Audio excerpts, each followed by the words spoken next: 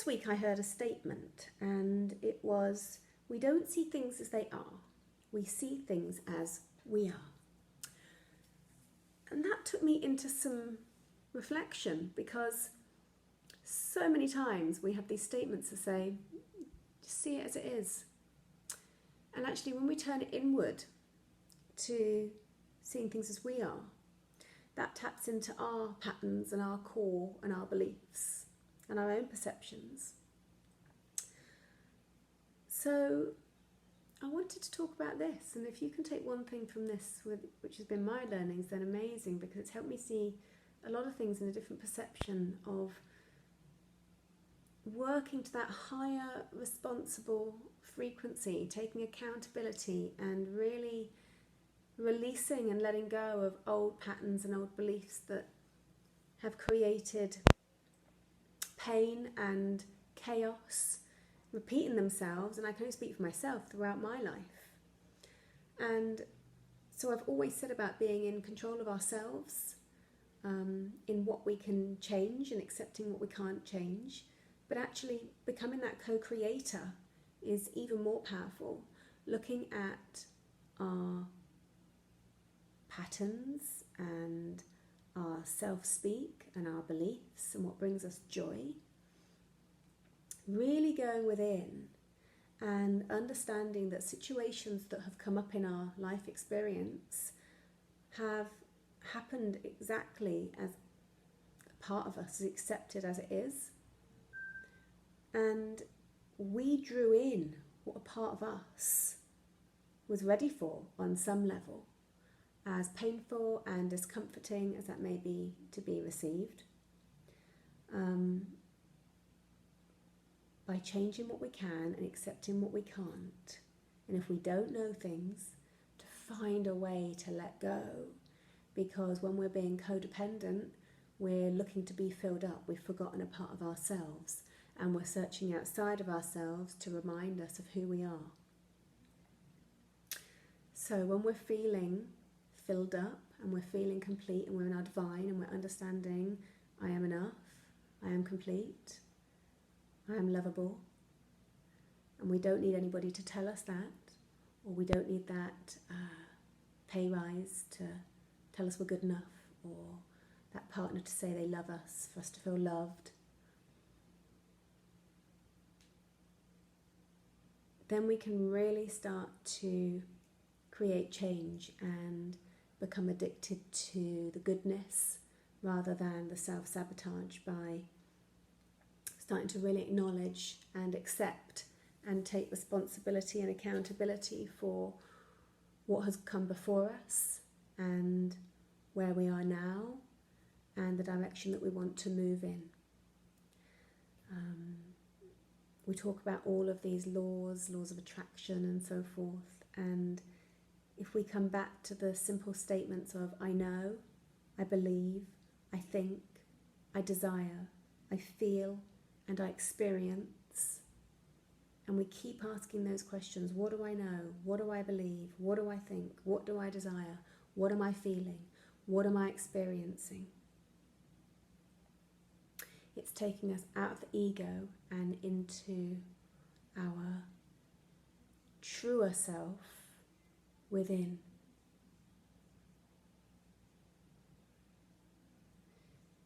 If we look at our patterns and core beliefs, we can start saying I have instead of I miss, and I believe instead of I doubt, and I love instead of I fear, and I am instead of I can't. And when we want to make those changes in our lives, we can choose for it to be my attempt or spirit, divine attempt. Because when we think that we're doing the work and we think we're creating change and we're trying, there's still a part of us that isn't. And so generally it's temporary and leads to us feeling broken again. When we go into spirit and our non-egoic state, then the changes can be more longer term.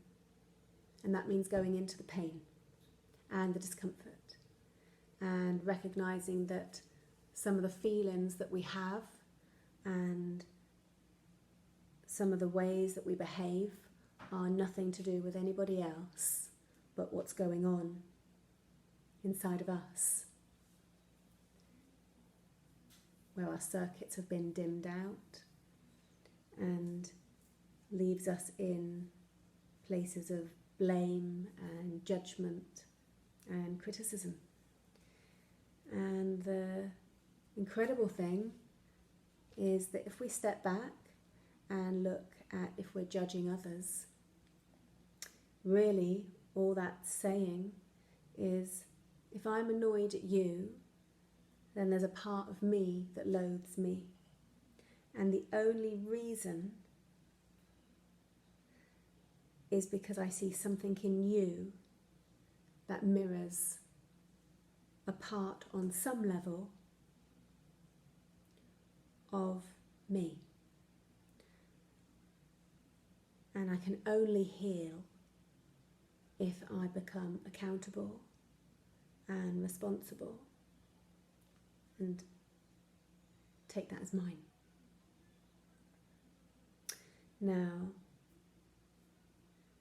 that could just be an old part, it could be a genetic part, it could be a past version, it could be something we haven't worked on, it could be something we're suppressing, it could be a realization where we've taken ourselves away from situations and finding ourselves back in them again that feel discomfort, in which case we can start to question ourselves.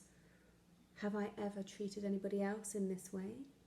And if the same thing keeps happening, what's the lesson that's coming in as a gift to give thanks and clear so that the past doesn't continue to repeat itself? So I go back to when we want to create change in our lives, think about, are we seeing things as they are, or are we seeing things as I see them? And knowing that the I is actually the we. That if you look at the divine has split itself down into the millions of people who are in this world, and our connection with ourselves is at one, a connection with others. So change what you can. This is the hard one, accept what you can't. And if you don't know, say, I don't know. And that's really frightening. And there's a part of me that really wants to know. And so I need to find a way to let that feeling and sensation go and put it out there. And know that what happens is exactly as it's meant to be. And accept it exactly as it is. And do whatever you have in your power.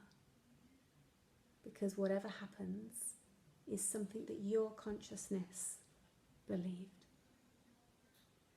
So you may say, I'm working on my self-doubt. And then self-worth, and your mind may be filling up with doubts. Therefore, if we look at the 4 base chakras, only one of them is working. So for change, we draw in what part of us is ready for on some level. We draw in those lessons to show us and give an opportunity to clear the past, make space for the present, and for the better good for the future. We don't see things as they are, we see things as we are. And to create change, you need all of your 4 horses lined up. So imagine yourself on that chariot, and if you say to those horses, hey horses, gallop in all different directions, you all go your own way. Whew, chaos. Bringing back your self-control and being the creator, getting those horses in line, and doing the work of the bottom 4 chakras for clearance, which comes down into releasing, forgiving, loving, and letting go, so that you can move into that higher, responsible frequency and start to become addicted to goodness rather than the self-sabotage. Because the only person that is creating pain for is you, and then it can also impact and create pain for those around you. But ultimately, you are recreating pain for yourself. So, working within at your spirit level, your higher self, your divine, is the best way to go within and create long-term change for yourself, to create the life that you desire and deserve, and heal to a level where you are not being reactive and so affected and so codependent on external factors outside of you, because you are already complete. There is nothing broken, there's nothing to fix. You absolutely are not flawed. You may just have circuits that are switched off, dimmed down. There may be stones building up in your streams and rivers and stopping it flowing optimally, creating stagnation and blocks. And throughout life experience, genetic, generational, traumaed imprints, our patterns and core beliefs may have become distorted and created stories that keep us safe, keep us in victim, keep us self-protected, and stop us feeling vulnerable and make us want to run away. When we come back to center, we feel more in balance, more resilience, more grounded and safe within ourselves. And we live in a world of conflict, so coming together and creating connection with like-minded individuals, creating communities and reaching out for support and help to work on ourselves, being accountable and responsible, is an incredible way to create your own self-growth and heal instead of hell.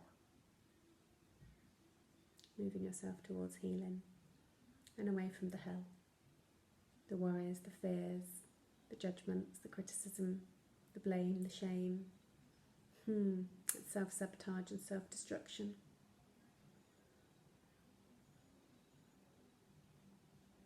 And we only come into the light by going into the darkness. So, from me to you, change what you can, accept what you can't. And if you don't know, put it out to the universe. I don't know. That's tough. Let it go and see what happens. The more you come into balance yourself, the greater good is going to come in